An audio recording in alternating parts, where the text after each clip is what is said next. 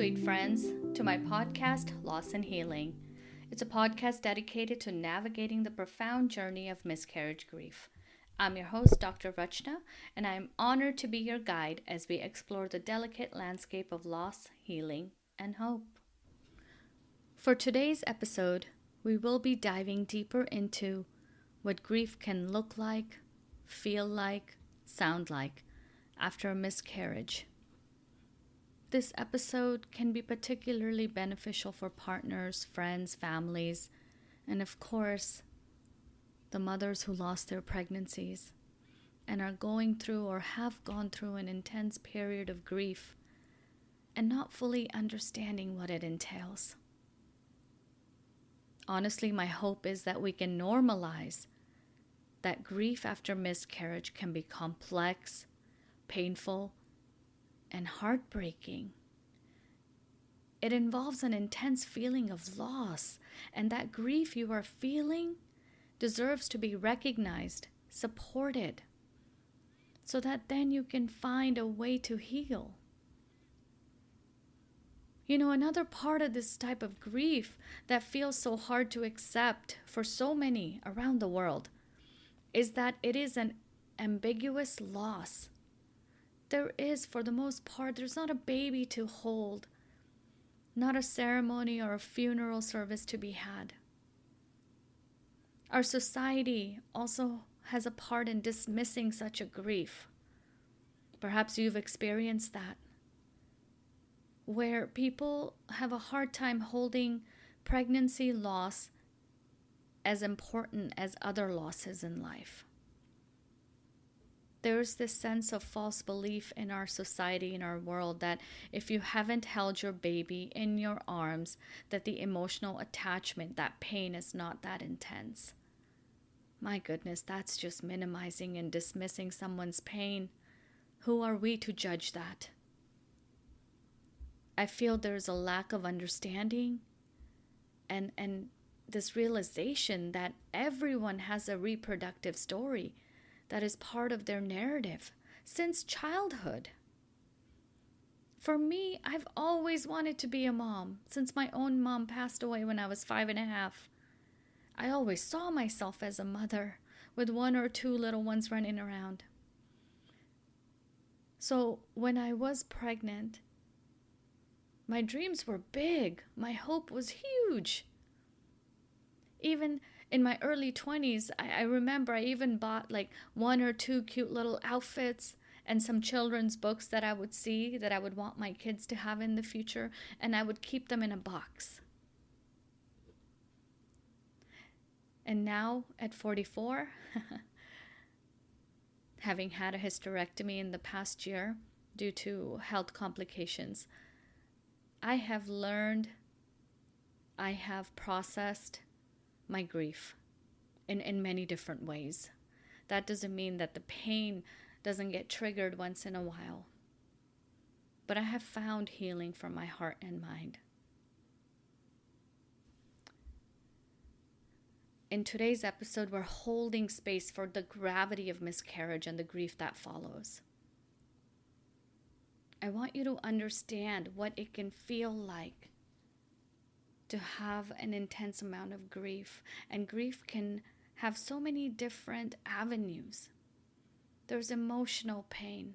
There's physical. There is cognitive, right? Where we just can't seem to figure things out in our mind. It can feel chaotic. There's a spiritual, even existential crisis that happens for us. And also we notice that our relationships have changed, perhaps. All of these things are part of the process of grief. And not everyone feels everything. When we talk about emotional pain, there can be intense sadness, feeling empty in our heart, in our bodies, that there was a baby and now there isn't. Just that physical emptiness we can feel. There could be a lot of anger. Why me? What did I do to deserve this? Even numbness, right? Like you're not feeling anything. Sometimes I remember after my second one, I just felt numb. I used to have to pinch myself a little bit to feel something. And sometimes there's relief, which can be mixed with guilt. Why am I feeling a little relieved? That guilt can really bring us down. What did I do wrong? Why did this happen to me? Did I not eat the right things? Did I know we talked about this in the last episode, but did I not exercise enough, or did I exercise too much? What have I done to cause this? Self-blame. We continue to blame ourselves. When we talk about the physical exhaustion, there could be where you don't even want to get out of bed. There's a lack of motivation. There's low energy. You may experience headaches, stomach aches. Your body just feels tired all the time.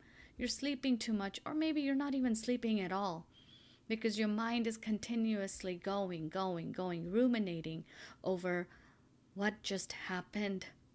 I was pregnant today in the morning, and in the afternoon I'm being told I'm not. This confusion and chaos that gets created in our minds. I remember my first pregnancy, I took over 10 tests. I know, that's a lot. I kept trying to convince my mind that it was really happening. And then about 6 weeks later, or maybe perhaps it was 5 weeks later, I don't remember exactly, but I was in the doctor's office being told that there is no heartbeat. Right? This sense of defeat, this sense of confusion, discouragement, loss, shock. All of those emotions can come all at once. Or sometimes they don't at all, and we just go numb. Spiritually, we start questioning what my worth is. Why isn't God listening? Why isn't God giving me what I want? If you don't believe in God, whatever it is that you believe in, right? We start questioning everything. Some walk away from their faith. Some go deeper into it, trying to find meaning. There's this existential crisis for us, for so many women. What is the point of all of this? Why am I here then? What is my role in life? When we talk about relationships with people around us, we can start feeling disconnected. We could socially withdraw. Or we maybe want to connect more with just a few trusted people in our lives. Now, if you're in a relationship and you go through this pregnancy loss together as a couple, I always encourage people when I work with them in my practice that grieve together. Find ways to sit with this together so that you're not withdrawing from each other, but coming closer together. It is going to be painful. It is going to be uncomfortable, but push through it. Right? We may find ourselves not wanting to leave the house, go to work, call in sick. Because even right now, workplaces don't recognize miscarriages as something that deserves time off. So if you're finding yourself in that place, please reach out to someone who can be of support, whether it's a professional therapist or a close friend, or just talking to your partner. I know people can have mixed reactions when it comes to pregnancy loss. Some may want to ask you about it. Some may ignore it altogether because they don't know how to approach you. They don't know how to be there for you. To that I say, tell them what you need. And if you don't know, it's okay to say, I don't know what I need right now. Maybe you could just sit with me, sweet friend. And I feel that most of the time people want to support you, they just don't know how. You know, you may find yourself having a change in your daily routine, difficulty doing chores, for example. Maybe the dishes sit in the sink for 2 days longer than they normally do. Maybe you just want to rest more and you don't prioritize self-care anymore. It's okay. I want to tell you, it's okay. It's okay to be in that space for a little bit, just a little bit. Because then you do want to get up and start building that routine again. Start taking care of yourself again. You know, I always say grief is a tricky little beast. It shows up in moments and places when we do not expect it at all. Our own internal voice and the dialogue we have with ourselves can be so negative. You may find yourself even saying, I should be over this by now. Or I don't deserve to be a mom. I don't deserve this. I've done so many quote unquote bad things in life. Maybe God's punishing me. Or that anxiety that tells you, what if this happens again? And that fear swells up and then we feel paralyzed by it. I want to validate that experience for you. I don't want to minimize it. And I also want to encourage you to do little things for yourself at a time. Build that routine again. Normalize a sleep schedule. Normalize taking care of yourself in the morning. Show yourself some self-compassion. You have just had an intense loss of losing your pregnancy, your child, your dream, your hope. Anything that you're feeling right now is valid. Anything that you're going to feel tomorrow, the day after, is valid. Our inner voice can swing from sorrow to anger, to numbness, to hope, to acceptance, to denial again, to anger again. I want you to have a dialogue with yourself that's supportive, that acknowledges your loss, but it also tells you that, hey, you're going to get through this, that there is no fix to this grief. But what's going to happen is that you're going to learn to live with it. You're going to learn to move forward from it and hope again. That's my encouragement. Now, I do want to touch on some things that you can try in the next couple of weeks till we meet again. Right? I want you to always remember to allow your feelings to exist without judging them. This is grief you're going through. There's no definite answer to it. There's no equation or a formula I could give you that could be solved, that could solve this grief. So in the morning, when you even wake up, just asking yourself, how am I doing today? How am I doing this morning? And reminding yourself that you're doing the best you can. Right? Having proper sleep and rest is important. Pick a few days this coming week. I know me saying that do it every single day is not possible sometimes, but maybe pick 2 or 3 days where you start rebuilding that routine for yourself. Remember, in order to go fast, you got to start slow. Take some short naps. Sit down for 10-15 minutes with a cup of tea during your day. And when your body feels tired, listen to it. When you may find yourself maybe having some panic attacks or panic-like symptoms where you can't breathe, you're feeling anxious, highly anxious, you may have muscle tension, you may find yourself not feeling grounded, right? I want you to practice some breathing. Right? Something as simple as box breathing. right? You imagine there's a box in front of you and you're just moving your fingers on the edge. Breathe in for 4, out for 4. Breathe in for 4, out for 4. Gentle movement can also help. Slow walking, stretching your body. If you like to do yoga, I would highly encourage yoga. You know, something I know fall is around the corner. Perhaps a weighted blanket when it starts getting a little bit cooler. Or a warm bath. Soft fabric around you, right? That can be helpful in just allowing yourself to soothe your body, soothe your mind, soothe your heart. Physically, I would encourage you to make sure you are hydrating, eating. If you're not eating at all, maybe just have some snacks during the day so your body feels like it's being fed, that there's nutrition going in. Right?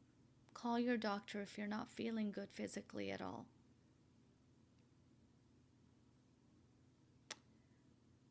Another thing to make sure that you are starting to do, or at least think about doing, is just reaching out to people who love you and who want to show up for you. Even if you feel like you have stepped away for a little bit, it's okay. Just text someone today, even right now. Get your phone out and send a text to a friend who you want to spend a little time with, who can show up for you. You don't even have to talk about the pain. You can just sit with them and watch a movie, go for a walk, have a cup of tea.